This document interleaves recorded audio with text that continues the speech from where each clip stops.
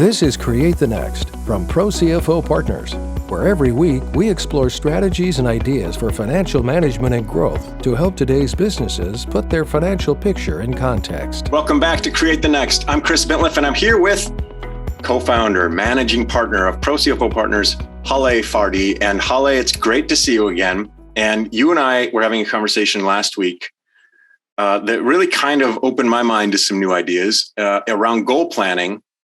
But you were bringing in the idea of values, company values, and themes. Like, what do we want to be? Who do we want to be? Which is such a departure from, okay, gang, what's our revenue goal, and what's our market penetration goal, and things like that. So, welcome back, and let's start with that idea of themes. What do you mean?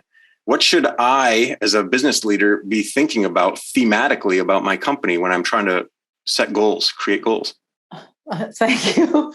In terms of themes, let's go back to setting goals. And the fact that you say as a business owner, and it goes back to what is a business owner, right? Right now, every business owner is considered an entrepreneur. And so what's that definition of entrepreneur? It's not just a business owner. It's a person who's solving a problem in the market. It's a person who's innovating. That's a true entrepreneur. That's the distinction between entrepreneur and business owner. And I think that definition's been lost. That is a really interesting point.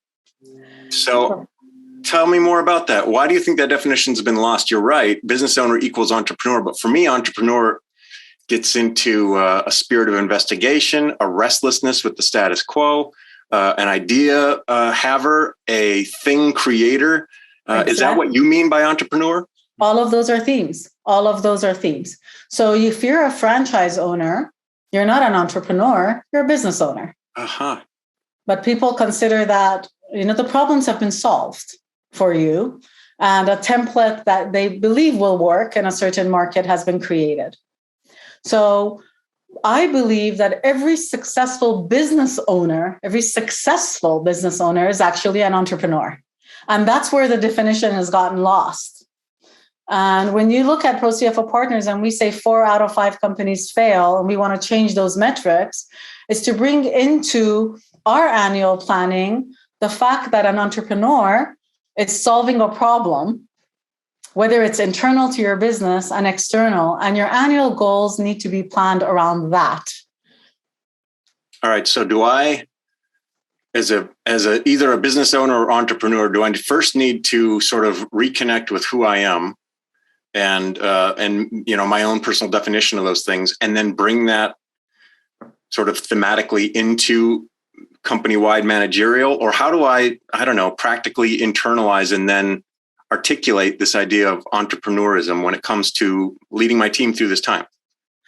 That's a great question. And invariably, we end up talking about that, but let's generalize it and scale it for all businesses. Because if I go to a CEO or a business owner and say, let's connect with who you really are, they're going to just look at me and, woo-woo. I have an executive coach from that, or my wife, or my partner, or it is an internal. It's like, what problem have we kept repeating? What goal did we have last year that we didn't solve and we're abandoning? Why was it a goal, and why are we abandoning it? Okay. What new problem is in the market that we have actually everything we need to solve it, but we're not even addressing? And so it is an internal look, but it is not a personal look. It's a business internal look. I love that distinction. And you're right. It's really important. So why have I not been hitting those things? Why do I keep abandoning those things? Why am I so excited about it in November, and by April it's crickets? What is it that's getting in my way? What is it that's getting in my way? I actually brought it here to show I love business books and best practices. And the founder of Square has a book called The Innovation Stack.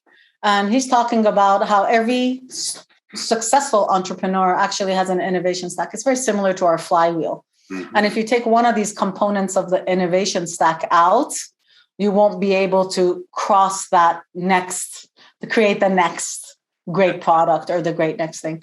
And for him, it's like, He was a glass blower, and he's talking about the client calls and wants to take this ugly piece of glass in his shelf. He thinks, oh my God, it's inventory I already have. I get to spring clean and get some cash flow. And he doesn't take American Express. So he loses the business. That's how really Square started. He just happens to be friends with the founder of Twitter, I think. Yeah.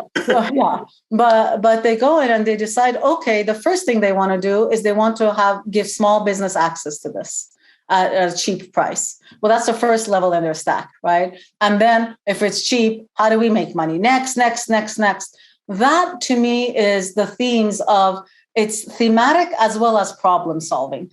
But it started with a theme of, I want to be innovative. I want to give access to. It wasn't, I want to hit 20 million. And we talk about this all the time. How many businesses start their annual planning with a measurable target?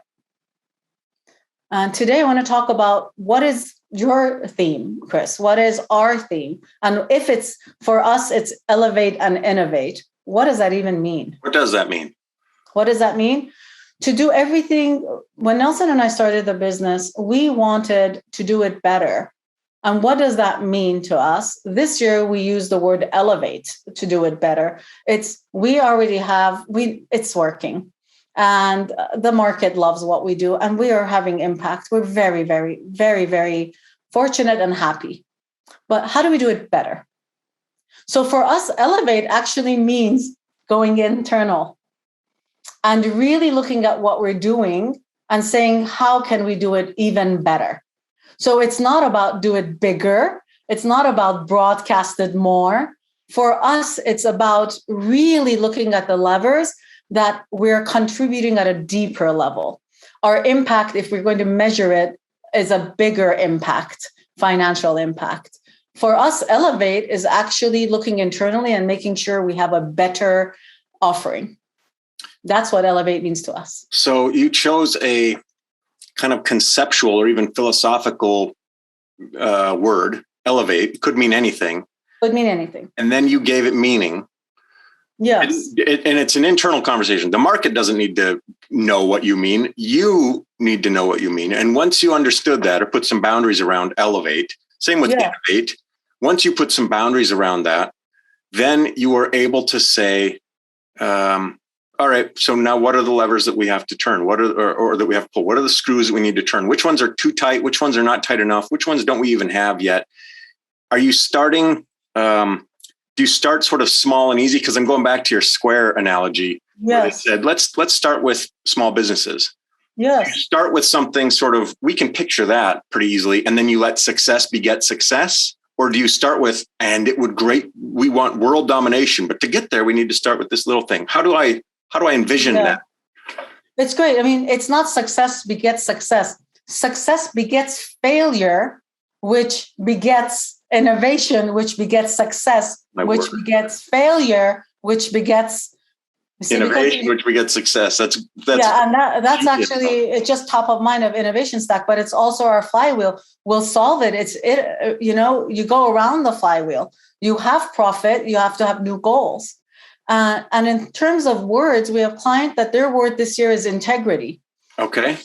Look how interesting that is. Integrity for them is each person doing the work with integrity. For them, it's again about quality of service, but they didn't say, oh, quality. They used it integrity because they want buy-in from the staff. That's a great point. Using the words you choose, the language that you use is important. It gives meaning. And especially where you're trying to get others on board. So elevate, as we said before, if you don't give it the context, it doesn't have meaning and everybody's left to their own devices. And it can get into that sort of cerebral woo-woo, this I tune out. But as soon as you're able to say to your team, and here's what we mean, let's all figure out a way to get in lockstep with that. Now I'm starting to work towards goals. Yes? Exactly. So in terms of Square, it was give access to small business to credit cards. I don't know if you remember, but just to get a credit card machine Well, it could go anywhere from $400 to $900. And small business couldn't afford that. Yeah. And then every transaction. So for them, the idea, if I were working with them, I'd say it was access, was their theme. And then they start, okay, what does it mean? Is it price? Is it ease of equipment use?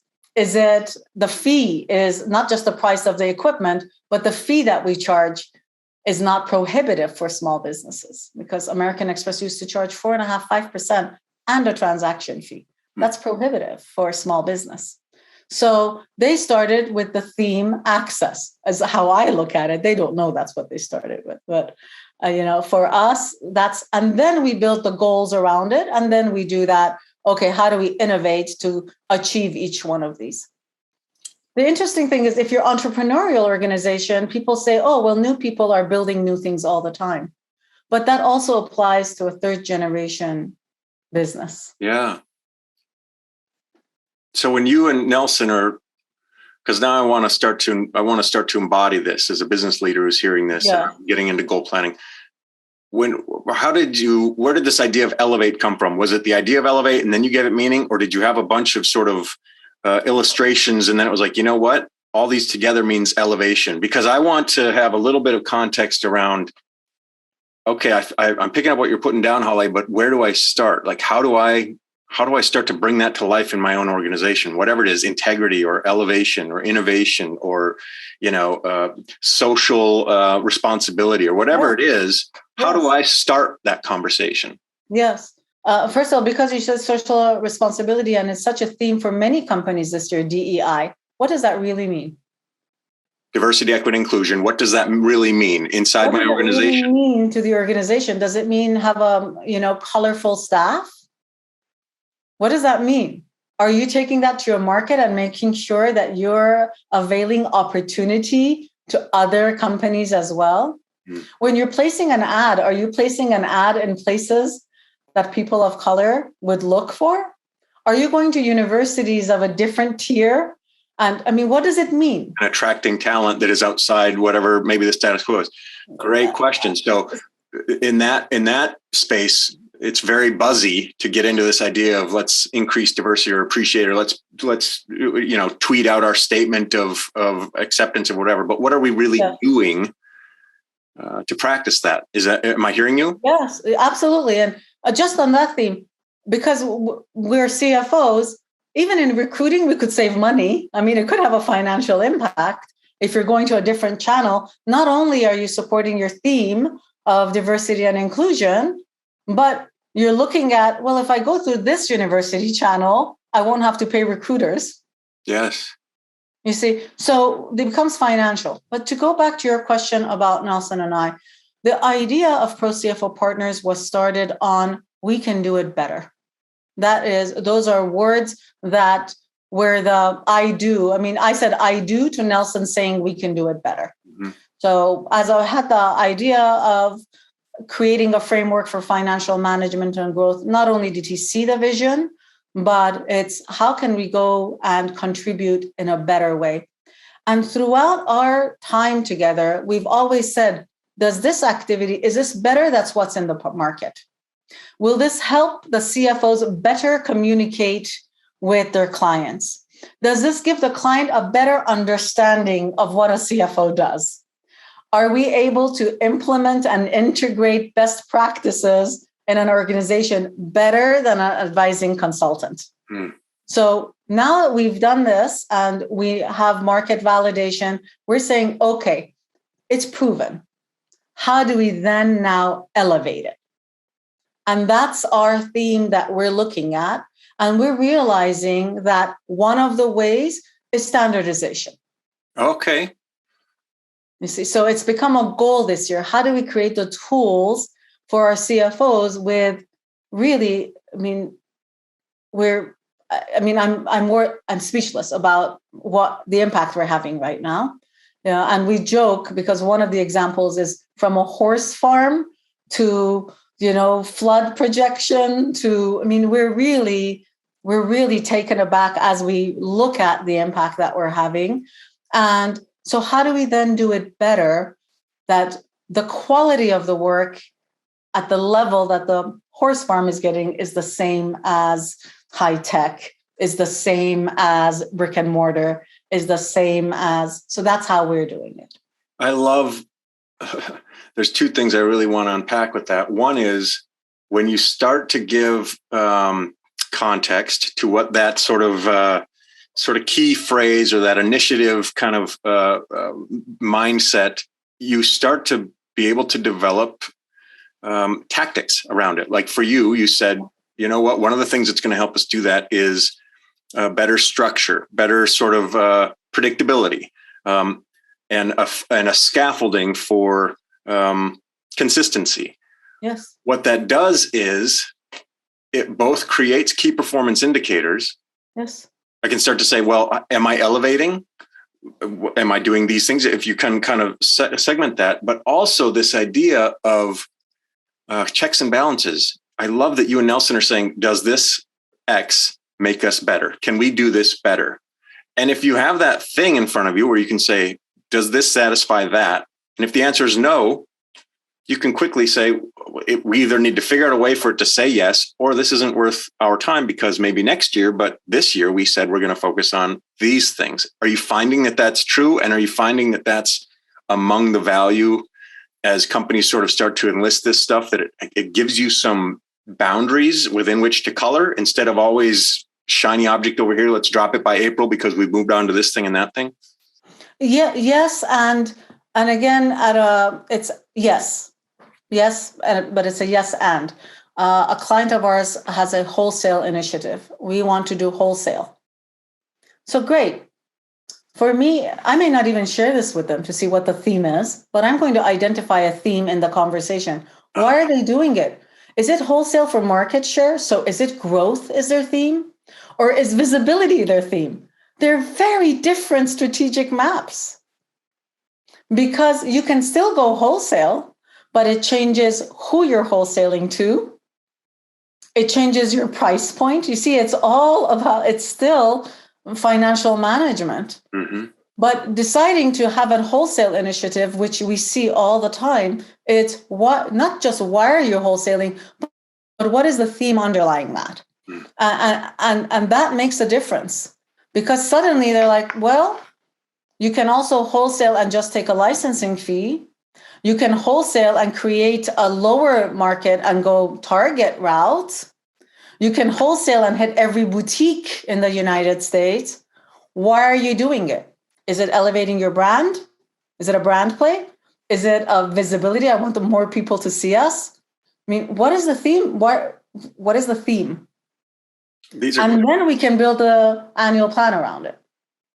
These are questions that are so essential to strategy. And I think, in my experience anyway, unexpected from the chief financial officer, which is part of what you do better. You're right. And I think it's important to have some guided discovery around this. So part of what's interesting is that you were able to, without, it seems too much effort, take this concept of what Stripe did and say, I would call that theme access. So it seems like you have an ability, ProCFO Partners has an ability to sort of look at what you're doing and put language to it that says, okay, so now let's focus on that. And I just want to impress on people that some of this is stuff you can sort of examine and do yourself. But I think a lot of this is stuff where if you can get the right mindset, the right people in the room, they can start making some of those connections without you feeling like you need to have all the answers to that. You can be a person who's got ideas and someone else can help you sort and organize those ideas. Yes. And I believe an expert CFO, and as I'm saying this, I'm seeing images of CFOs on our team, but an expert CFO has always done that in the partnership with the CEO. Yes. They've always done it. It's just it's subliminal. And we're saying, how do we do it better? We talk about it. We articulate it. We bring it to consciousness. We're not just doing it because we know each other and we know what we're doing. We're actually doing it in a systematic, sustainable, and scalable way. Haleh Fardi, managing partner, co-founder. If there's a phrase that I'm going to etch into my existence and tattoo on my arm, and I hope everyone takes away, it is success begets failure, begets innovation, begets success, rinse and repeat. That is excellent and is a new way of thinking about things, and one that I can really appreciate.